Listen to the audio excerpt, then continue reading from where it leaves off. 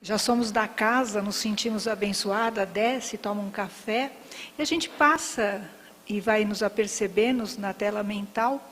Os mentores vão nos orientando a beleza que tem a casa, porque a gente fala que uma casa não é feita da construção material, mas da construção espiritual. Então é nesse aconchego que nós estamos. Quando a gente chega na porta, já se faz ali uma equipe de amor. Então nós mudamos de ares ao entrar. Então é tão bom. Eu tenho uma amiga que diz sempre assim: Maria, todos nós, seres encarnados, deveríamos ter 2 minutos de clarividência. Um para ver o bem e o outro para ver o que não é tão bem. E nossa mudança seria substanciosa. Eu, como não vejo, só sinto, me apercebo e vejo na tela mental. Eu vi um mentor ali conversando com uns amigos, e o amigo ali nem se apercebendo, né? E eu falo assim, e a gente reclama que eles não estão nos nossos lados, né? Mas eles chegam a gritar nos nossos ouvidos extrafísicos para ver se a gente acorda, né? Mas quando a gente está aqui, essa voz calma da Tânia, e faz essa abertura, nós já sentimos o amor deles, eles ao nosso lado. E quanto é bom, né? Eles estão dioturnamente conosco. Mas só quando a gente relaxa, entra numa respiração gostosa, fecha os olhos e se dá esse momento de entrar em conexão com um plano maior, que nós somos capazes de senti-los, né? E deveria ser sempre, né? Mas ainda a gente fica no dia a dia, na materialidade, na nossa correria, na nossa busca do nosso ganha-pão material, e esquecemos do pão espiritual, que faz tanta falta e que nós somos tão carentes. Nessa noite nós vamos falar um pouquinho da parábola do joio e do trigo. E é tão engraçado como a espiritualidade trabalha, às vezes eu fico impressionada. Se me deixassem ali para falar, jamais eu falaria, né? Mas eles empurram e falam, quanto mais tímido, mais tem compromisso. Então vai em frente. Não é verdade? Então eles fazem isso com a gente. Então tem timidez. E vocês sabem o que é timidez, meus irmãos? É uma forma de orgulho. A timidez é uma forma de orgulho. Nós temos orgulho do quê? Medo de errar, medo de não ser aceitos. Então a gente vai se escondendo e eles falam, não, você vai fazer, porque é missão, né? Quem está no trabalho, né? E é missão de servir, missão de comprometimento. Não é missão daqueles espíritos missionários que vieram porque vieram servir o bem maior a Cristo. Nós temos missão de comprometimento. Comprometimento conosco, com a nossa melhora, e comprometimento com o bem comum. Porque todas as pedras que nós tiramos do caminho, uma hora a gente tem que colocar no lugar. Aguinaldo Paviani nos conta uma história, que eu acho que é mais do que uma história. Tem tudo um fundo de verdade. Como ele fala aqui, Benedita Pimentel, a sua mentora, o tirou do umbral, né? Então ele já vem com comprometimento maior. Então ele fala que nós, os médiuns, e aqui nós vamos fazer um paralelo, que Kardec nos coloca que todos nós somos médiuns, todos, mas nem todos têm o compromisso de exercer a mediunidade, né? Porque Deus não privilegia ninguém, né? Nós todos somos médiuns. Médium é uma interligação com a mente. E médium é físico. A mediunidade é física, né? Nós nascemos, temos todo o nosso organismo já trabalhado para exercer o dom mediúnico. Então ele fala que estava já numa conversa com Benedita Pimentel, e aí a mentora lhe esclarece. Porque nós viemos com um compromisso. Meu filho, olha a chamadinha, meu filho. Quando no plano espiritual, lá quando nós fomos fazer a reencarnação, trabalhar em tudo, fala assim, acho que eu vou sem as perninhas. mas você ainda vai ter como fazer algumas coisas. Então, vou sem os bracinhos também. Mesmo assim, então eu vou sem falar também. Vai pensar. Então, vou sem ouvir. Não. Então, você vai nascer médium, que você vai se ajudar e ajudar muitos. Olha que compromisso, né? Então, por isso que nós temos que olhar a mediunidade. É um dom maravilhoso de servir, mas é um compromisso. Então, nunca com orgulho, sempre dizendo, eu estou a serviço do Cristo, a serviço da espiritualidade maior e a serviço dos meus irmãos, de todos. E muitos dos outros estão ao nosso serviço também, porque nos orientam, né? Então, hoje nós vamos ver a parábola do joio e do trigo de uma outra forma. Vamos fazer uma releitura, certo? Porque quando Jesus falava em parábolas, e nós já contamos aqui, vamos contar de novo, o que é uma parábola? Dr. Vladimir nos conta que a parábola também vivia no mundo das virtudes, com todas as virtudes, e via a verdade passar para lá e para cá, chorosa. A verdade chorava. E a parábola chega para a verdade, essa virtude maior, e lhe diz, minha irmã, por que choras? Parábola, por acaso não sabes que aonde eu chego todos fogem, porque eu estou nua? E a parábola lhe falou, então vou lhe emprestar minha roupagem. E assim ninguém mais fugirá, porque nós ainda não temos a condição, porque somos espíritos infantes de encarar a verdade nua e crua. Então nós precisamos revesti-la de parábola. E assim Jesus, que entendia a nossa essência e sabe do quanto ainda nós temos limite no entender, ele falava em parábolas, usando o de fora para explicar o de dentro. Então Jesus amoravelmente nos olhava e falava em parábolas, sabendo que com o tempo nós íamos entender mais e mais. Já leram um conto, uma parábola ou alguma coisa que de repente você entende de outra forma? Você está lendo, depois você lê de novo e fala, parece que eu não tinha visto isso. Te revela de outra forma? Isso quer dizer evolução. Quando a gente vai entendendo de outra forma, parece que tem letras ali que nós não vimos antes. E aí, isso é evolução. O Sebastião Camargo, em um dos seus seminários em que eu me fazia presente, ele fala, quem leu o Nosso Lar? Todos erguemos as mãos, né? Eu li 4 vezes. E quem já encontrou o Nosso Lar dentro de si? Só pude responder que não, tenho que falar a verdade. Ele diz, então quem ainda não encontrou um pequeno nosso lar dentro de si, não compreendeu o nosso lar. Então nós temos que ir nesse crescimento. E eu vinha outro dia de São Caetano para Santo André, num sábado, eram umas 3 horas da tarde, e com muita fome. Mas, de repente, a gente entra naquele conluio mental com o mentor. E eu pensava, não sei porquê, nessa parábola do joio e do trigo. E naquele questionamento. Quando nós pensamos na parábola do joio e do trigo, o que nós pensamos em primeiro lugar? Que será separado os bons dos maus. E aí, mais e mais o mentor me falava, será?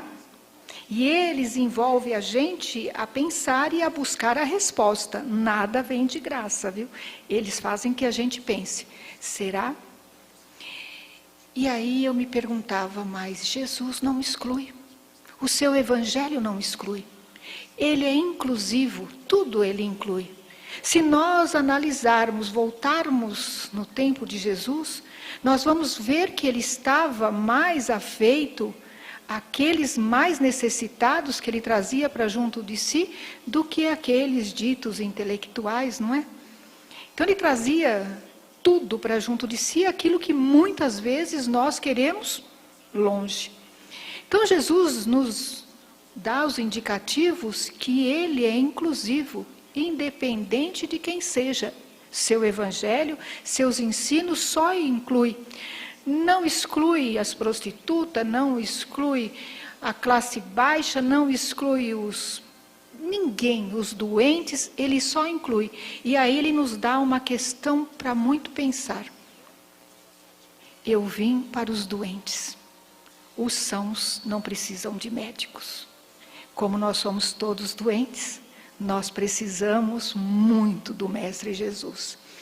E aí, fazendo essa releitura num conluio com um amigo espiritual que me explicava, ele vem e eu vou passar para você o que não é meu. Não me pergunte o nome dele, porque ele não me fala. Ele só vai levando.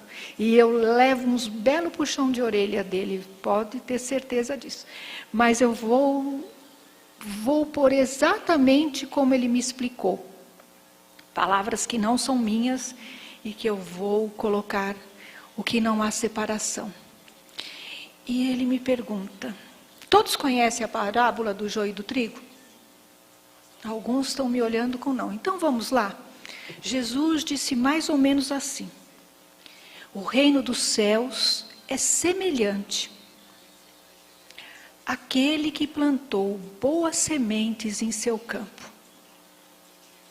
À noite, ao dormir, veio o inimigo e semeou o joio. Ao começar a germinar, os seus servos perguntaram: Senhor, mas tu não semeaste boas sementes?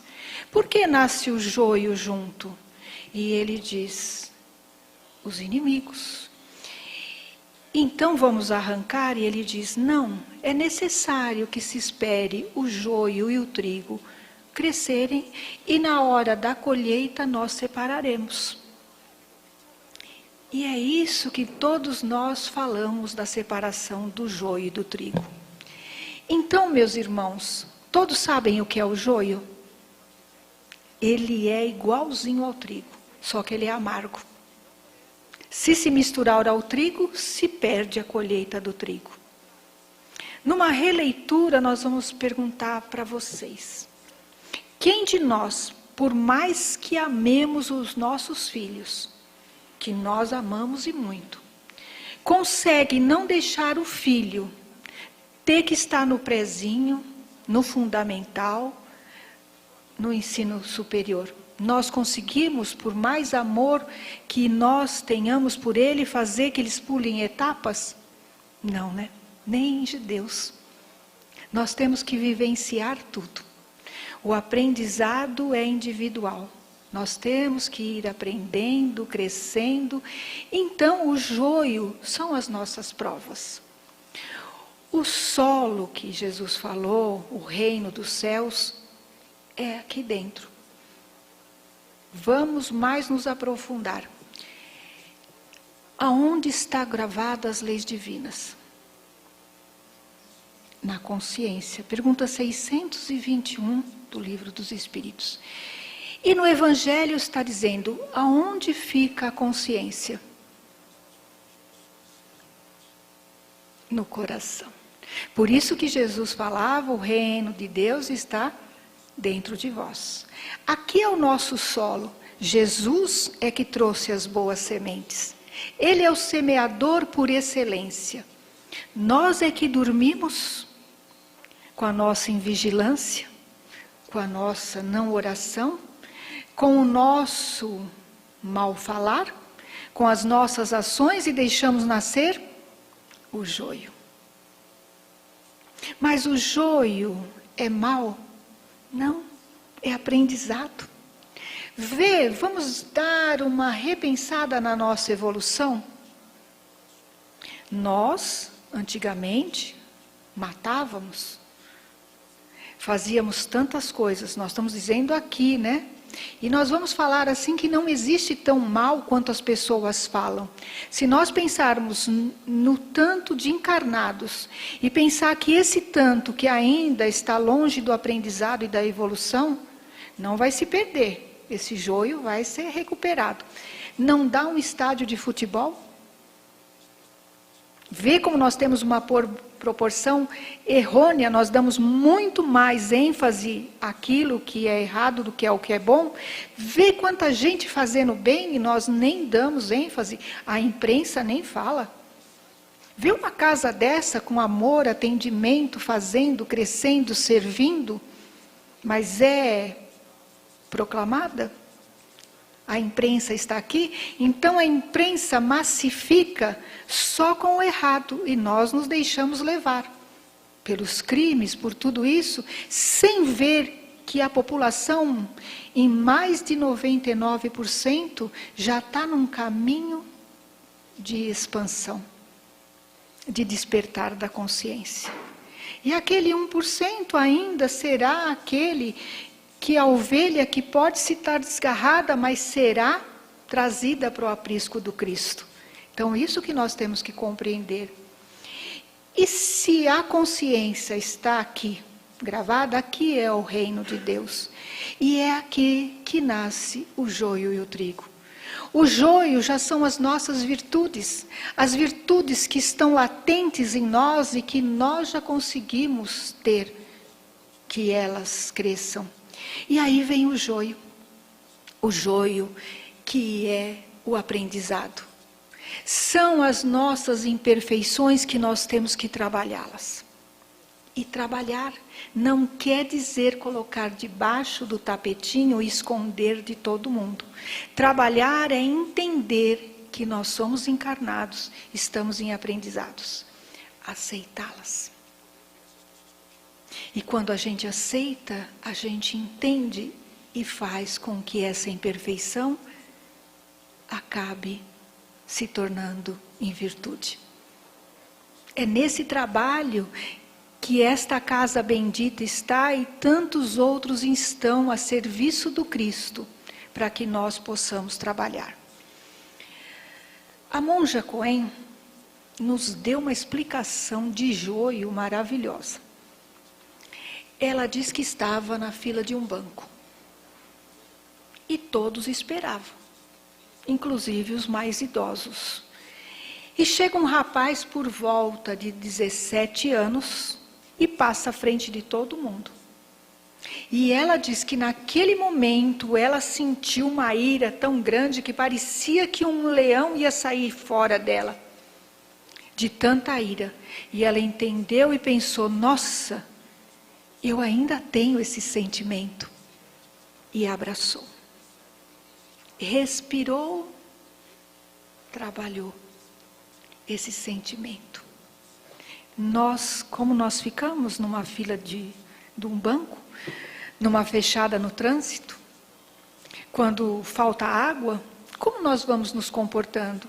Quais são os sentimentos que nascem em nós? Como nós vamos nos comportando? Aí nós vamos buscar a receita em Emmanuel e com Joana. Emmanuel nos diz no livro Pão Nosso, se eu não me engano, eles são 10. Pregai o Evangelho aos seus órgãos. Eles são vivos e educáveis. E aí vem Joana, terna e amorosamente. Abrace-se. Quando vier um sentimento que ainda nós somos passíveis deles, nós não vamos deixar ele crescer em nós, se transformar maior do que são as nossas virtudes.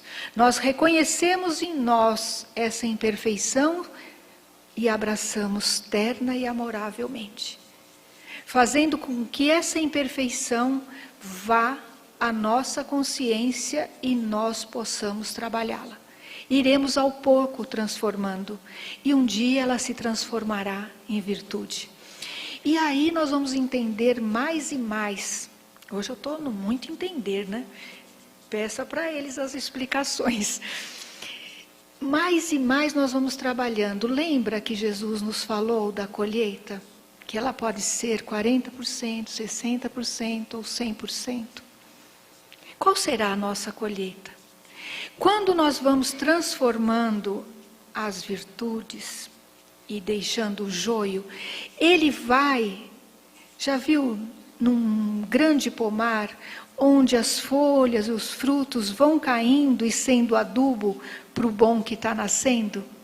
O joio vai acontecer a mesma coisa, eles vão voltando para o solo e vão sendo adubo para que o trigo mais e mais floresça. E nós vamos ter uma colheita bem melhor. Nós estamos no mês de Kardec. Nós estamos no mês de Francisco de Assis. Nós estamos no mês de Maria. Nós estamos sempre junto com Francisco Cândido Xavier. Esses nos deram a colheita 100%. Esses só tinham trigo em si, que alimentava o pão da alma deles e alimentava tudo à sua volta. O pão que brotava desses seres, pela colheita do trigo, mais do que 100%, fazia a transformação de todos.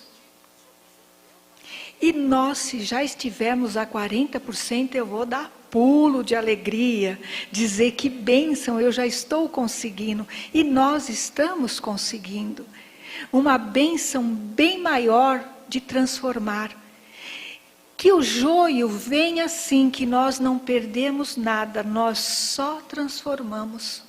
Que o joio venha ser também adubo e que possa fazer jorrar em nós o trigo da sabedoria, da compreensão, do amor, da fraternidade, o trigo do bem-querer, e que nós possamos também vir a ter uma colheita farta e elevada.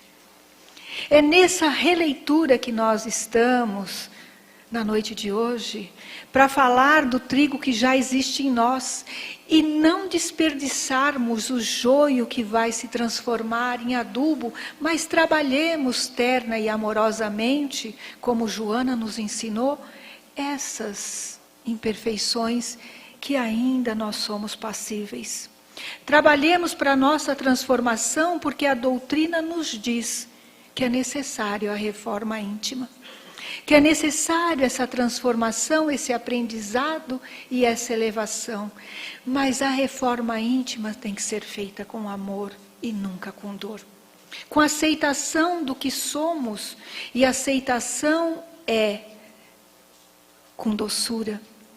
Porque nós temos que aceitar com brandura, mas não nos paralisarmos. Porque nós achamos que às vezes a aceitação, eu sou assim, a síndrome de Gabriela, nasci assim, vou morrer assim, não. Nós tudo podemos naquele que nos fortalece. É através desse que nos fortalece que nós possamos buscar o bem maior, crescermos, estar sempre unidos. Porque hoje nós podemos estar numa colheita de 30%, 40%, mas amanhã nós estaremos numa colheita de 100%. No mundo espiritual não existe o tempo limitado como aqui o é. Não existe passado nem futuro, só existe o presente. E é nesse presente que Deus já nos vê perfeitos. E é nessa perfeição que Ele já nos vê que nós temos que trabalhar. Nós não seremos perfeitos absolutamente, porque a perfeição absoluta só de Deus. Mas nós teremos a perfeição relativa para chegarmos todos a arcanjos. Estarmos num plano elevado, porque nós temos consciência do ser espiritual que somos. Somos espíritos imortais, filhos de Deus. E é nisso que nós temos que nos apegar.